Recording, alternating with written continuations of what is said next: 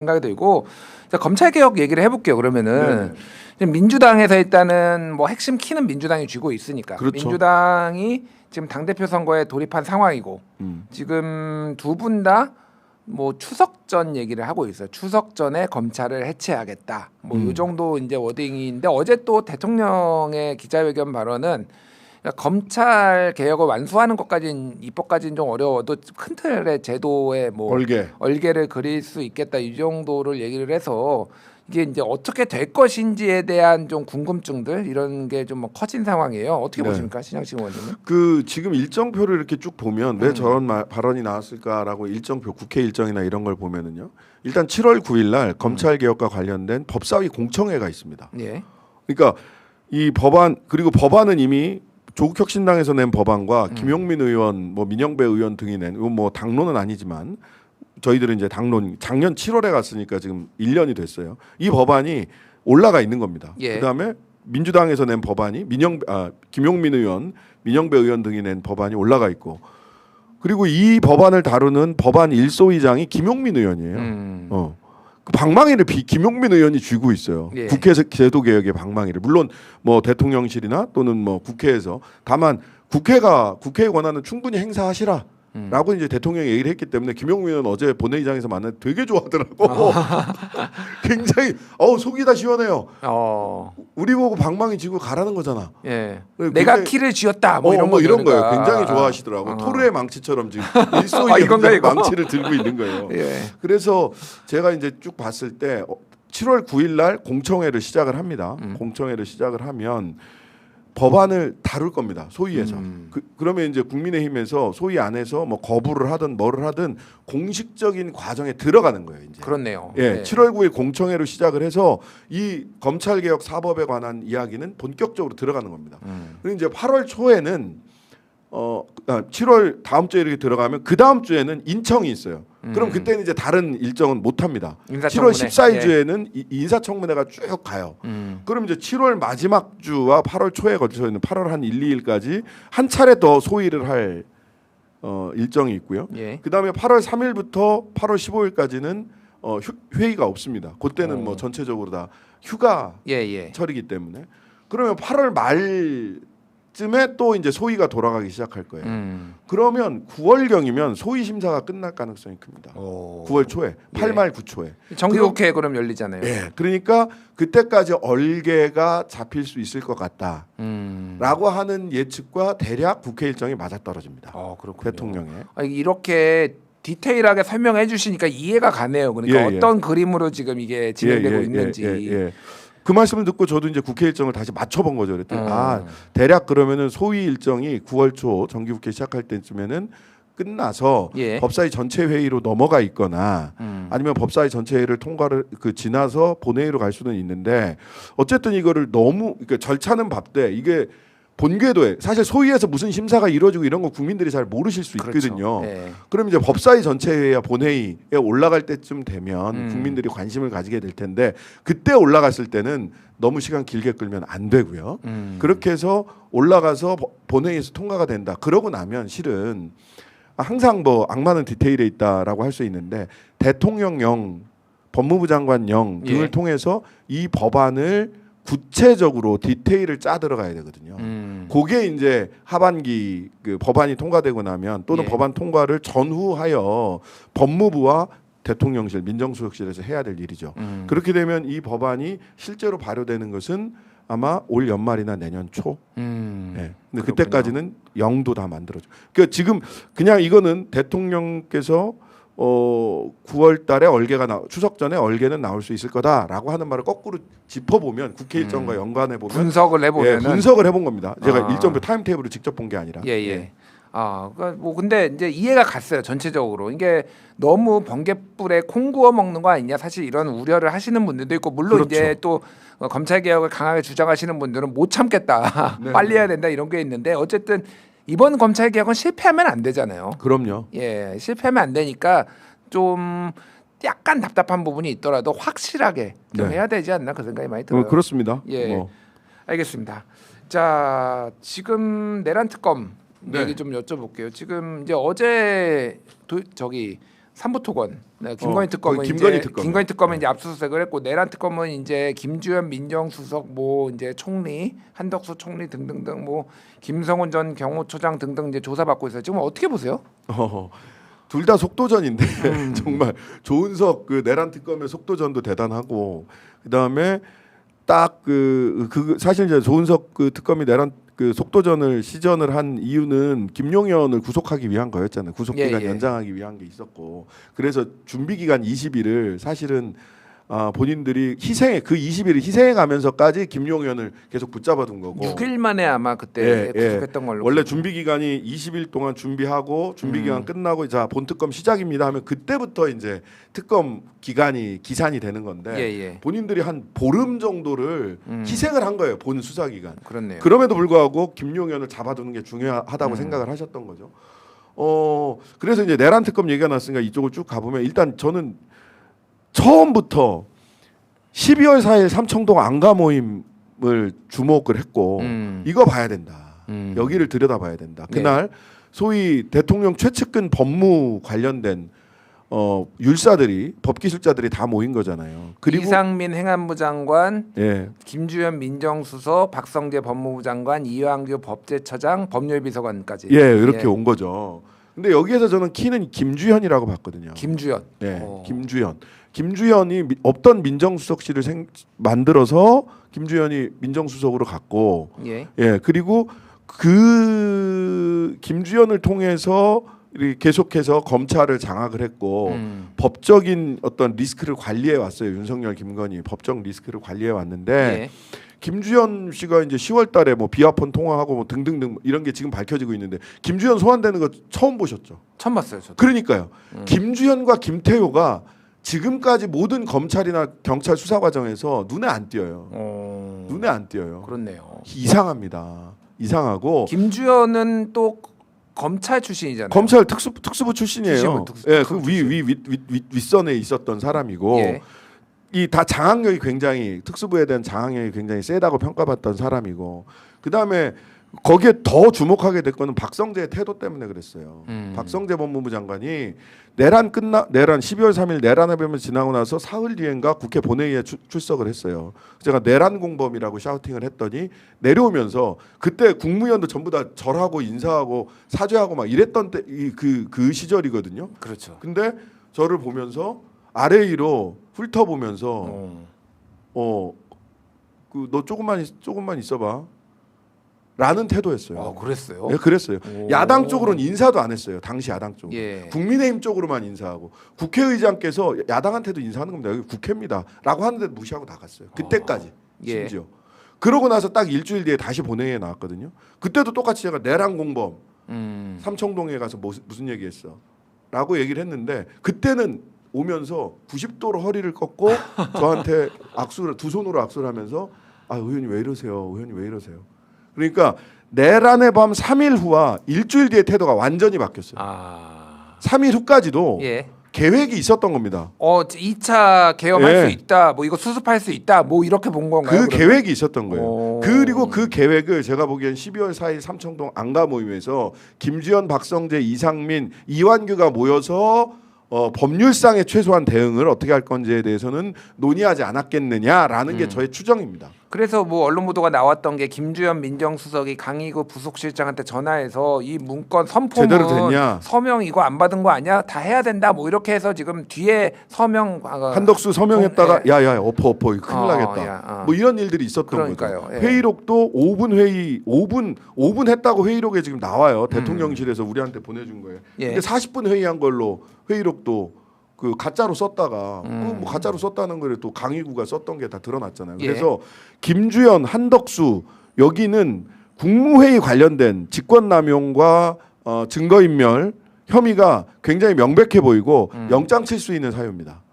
그래서 내란 특검은 지금 보면 영장을 칠 수 있는 사유를 가장 먼저 수사하고 있어요. 체포방해, 증거인멸, 그 비아폰 삭제, 대통령 윤석열 상대로 해서 그걸 하다가 나 못해 그러니 그래 알았어 준비한 거 또 하지 뭐 너 국무회의 이렇게 들어간 거예요. 그래서 여기에 그 관여된 윤석열, 강희구, 한덕수, 이상민 이상민은 조금 더 있어야 될 수도 있겠다. 예, 예. 그다음에 김주현 이런 자들은 즉각 체포 내지는 구속영장 청구가 가능한 수순으로 가고 있다. 아 그렇군요. 예, 내란 특검. 예. 그다음에 이제 김건희 특검으로 가면 궁금해요. 예, 김건희 특검은 이제 삼부토건으로 갔잖아요. 압수수색 지금 13군데 있잖아요. 13군데 있어요. 예. 6군데는 뭐 그 저 삼부토건 전 사무실 이사한 사무실. 이것도 되게 재밌어. 아니 근데 궁금한 게 네. 이게 김건희 특검은 지금 16개가 있잖아요. 네. 그중에서도 뭐 몇 개를 좀 빼면은 대충 한 8개, 9개 정도가 좀 네, 핵심으로 보이는데 네. 그중에서 왜 삼부토건을 왜 시작했냐. 왜 삼부토건이냐면 삼부토건이 수사기관의 손을 제일 덜 탔어요. 수사한 데가 하나도 없어요. 아 수사를 안 했군요. 수사를 안 했어요. 그러니까 도이치모터스 주가 조작은 사실은 그냥 증거 거의 다 있잖아요. 기소만 하면 다 있어요. 명태균 건도 거의 다 있어요. 이미 수사를 오래 해왔어요. 예. 뭐 명태균 건은 그 뭐 8명인가 검사가 막 연서해가지고 이거 조사해야 됩니다. 뭐 이런 연서문까지 있을 정도로 수사가 많이 이루어져 있어요. 작년 11월에 또 보고서도 그거 나왔었잖아요. 보고서에다가 연서했잖아 검사들이. 근데 그 삼부토건 건은 이게 굉장히 이게 23년에 일어난 겁니다. 예. 23년 그러니까 재작 2년 전 5월에서 7월 사이에 일어난 일이에요. 근데 묵혀두고 있었어요.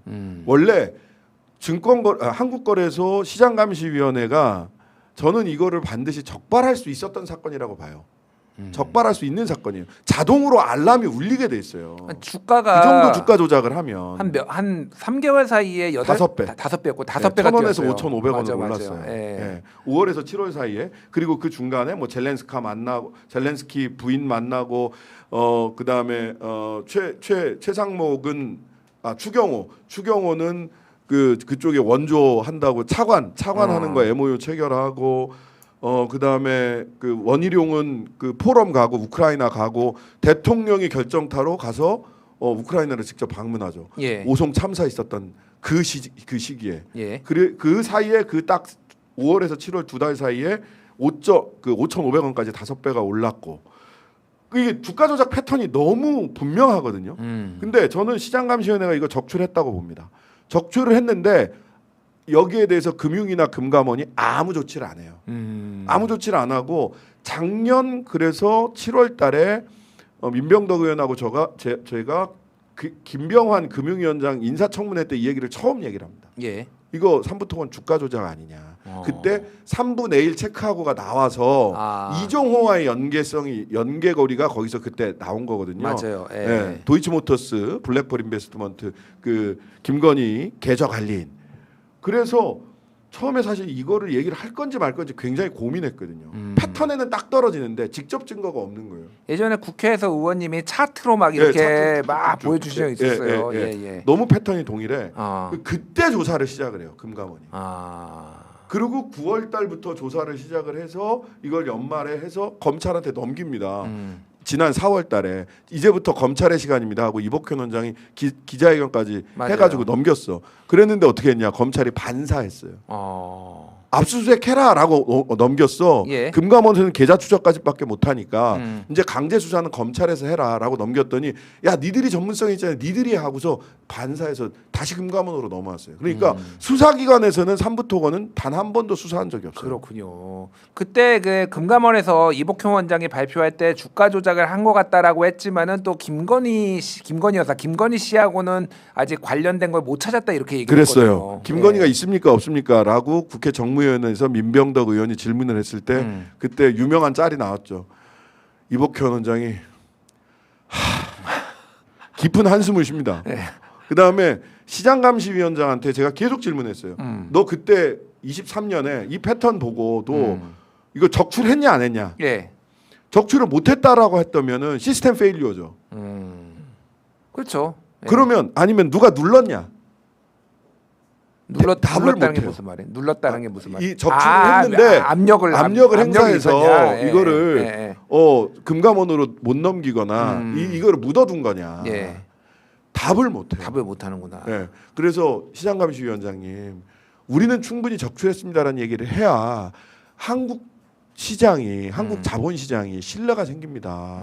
적출 못했다라고 얘기를 하시면 지금 또는 여기서 답변하지 않으시면 한국 거래소가 한국 주식시장이 이 정도 주가 조작도 못 잡아내는 시장이 되는 겁니다. 이러시면 안 됩니다.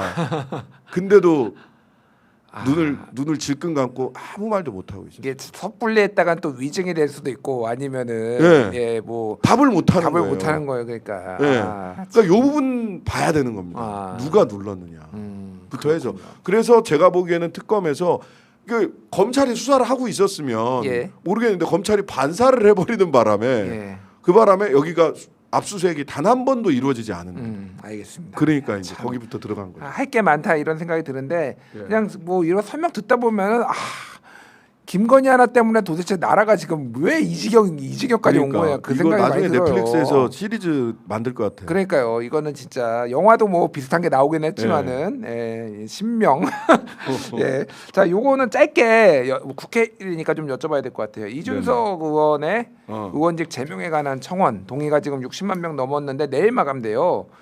그러면 또 조국혁신당도 지금 5월 28일에 징계안 발의한 상태고 뭐 국회에 입성한 진보당 손솔 의원 이제 새로 비례 승계를 받았죠. 이준석 의원 징계해야 된다.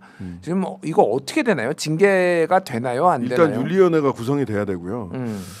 저는 이게 그 당연히 징계 사안으로서 다뤄지는 것은 맞다라고 생각을 합니다. 다만 현실적으로 가능할 거냐? 윤리위원회는 여당 야당이 1대1로 구성을 해요. 의석수와 관계없이. 아 그래요? 무조건 반반으로 구성을 합니다. 그러니까 웬만해서는 셋 들어가죠. 웬만해서는 징계하기 누구든 웬만해서는 의원직 박탈에 이르는 징계를 하기는 어렵다. 징계를 하더라도 아마 뭐 조금 약한 경고라든지 이런 건 있을 수 있겠으나 의원직 박탈에 이르는 징계는 구조상 어렵다라는 건 현실입니다. 대한민국에서 지금 제명된 사람은 김영삼 총재밖에 없었어요. 의원직 제명된 사람은 저기에서 그러니까 본인이 뭐 당무과제를 비틀어서 새벽에 온다고 YS 코스프레를 하던데 정신 차리시고요. 정신 차려라라고 신장식 의원이 말씀하셨고요. 아무튼 현실적으로는 쉽지 않다. 그리고 유권자들이 판단하는 것이 정치인들에 대한 최종적인 생사 여탈은 유권자의 손에 맡기는 것이 저는 정치의 정석이라고는 생각을 합니다. 다만 이것을 통해서 우리는 논쟁해 봐야 될 토론하고 논쟁해 보고 그다음에 국회의원으로서 품위를 지킨다는 것 그다음에 국회의원으로서 도대체 어디까지 혐오 선동을 용인 받을 수 있는가에 대해서는 저는 우리가 이번에 분명하게 좀 토론을 통해서 좀 원칙과 기준을 좀 만들 필요는 있을 것 같아요. 정말 짧게 요거 여쭤볼까? 이준석 의원의 태도는 좀 어떻게 보세요? 그러니까 이게 문제가 된 이후에 그런 다음에 뭐 당원들한테는 좀 사과의 편지도 쓰기도 하고 그랬는데 지금 국민들한테 제대로 이게 사과를 한 거냐? 국민들이나 당시에 이제 그 무차별 피해자가 무차별적인 사실은 난사를 하는 바람에 그 전파를 통해서 난사를 하는 바람에 피해자들이 있단 말이에요. 아니 당신들 걱정 끼쳐드려서 죄송해요라는 말과 피해자에게 죄송해요라는 말은 완전히 다른 결이거든요. 그 당원들한테는 뭐 그렇게 얘기하는 건 자기들끼리 그렇게 하시라고 알아서 하시는데 피해자들이 존재하는데 이분들에 대해서 사과하지 않는 것은 앞으로 나는 이 기조를 계속 유지할 거야라고 해석됩니다. 갈라치기 혐오 정치, 특히 젠더 갈라치기 혐오 정치는 극우에 지금 본인이 소위 극우 아스팔트 뭐 부정선거론 뭐 이런 부분들을 굉장히 신랄하게 비판하고 있고 그 말 저는 동의하고 잘하고 있다고 생각을 해요. 하지만 극우의 또 다른 여러 가지 지표 중에 하나는 그런 젠더나 약자에 대한 혐오 갈라치기거든요. 장애인 혐오 사실은 유럽의 극우들 보면은 다 그런 거예요. 이민자 혐오, 장애인 혐오, 여성 혐오, 뭐 인종 혐오 이런 거거든요. 이게 이제 극우의 굉장히 중요한 지표인데 그 지표와 일치도가 굉장히 높아져 가고 있다라는 사실을 좀 이준석 의원 좀 보셔야 돼요. 알겠습니다. 시간이 지나버렸어요. 우리 신장식 의원 얘기 듣느라고 진짜 시간 가는 줄 몰랐습니다. 의원님 나와주셔서 감사하고 저희 방송에도 한번 나와주세요. 네네네 불러주십시오. 신장식 의원이었습니다. 감사합니다. 네 감사합니다.